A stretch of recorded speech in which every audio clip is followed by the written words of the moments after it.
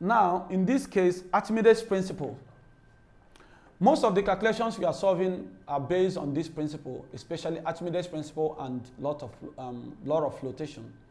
It says Archimedes' principle states that when a body is totally or partially immersed in a liquid or fluid, it experiences an upward force. It experiences an upward force which is called upthrust. And that upthrust is equal to the volume of the fluid that was displaced. Now remember, if you have water poured inside a bucket, then you put some clothes inside it. What do you think that will happen to the water in the bucket? It will rise a little. And that rise in the volume of the water is called the volume of water displaced, which is as a result of the object or the substance you put inside water. Remember the principle of the Eureka can, or what we call the displacement can.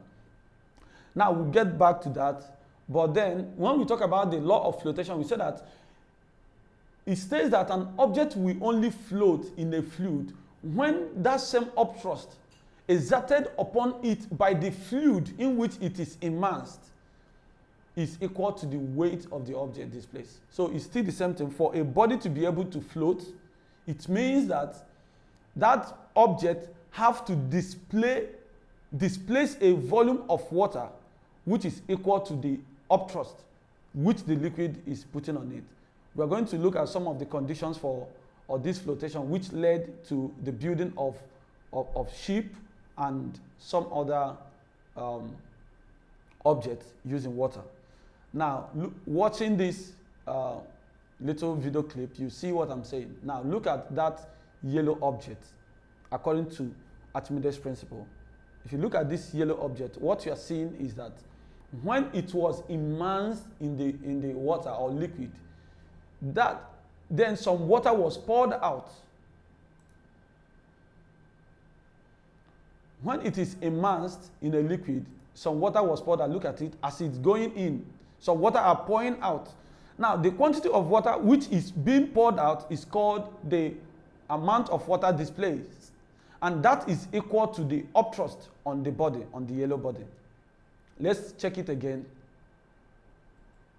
As you see that as it's displacing inside water, then some quantity of water is being displaced on the beaker. And that is exactly why he stated it clearly that it experiences an upthrust, and which is equal to the weight of the fluid that was taken out of this beaker.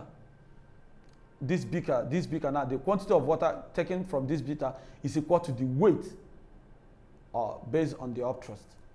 Now, look at this clip also. You are seeing a body floating. And remember what the law of flotation stated. That body was supposed to sink, but it didn't. It now decided to float. Why? Because according to the law of flotation, it stated it clearly that the object can only float when the upthrust exerted by this fluid, in this case this is water, the fluid here now is water. The upthrust on this in this water is equal to the weight of the fluid displaced.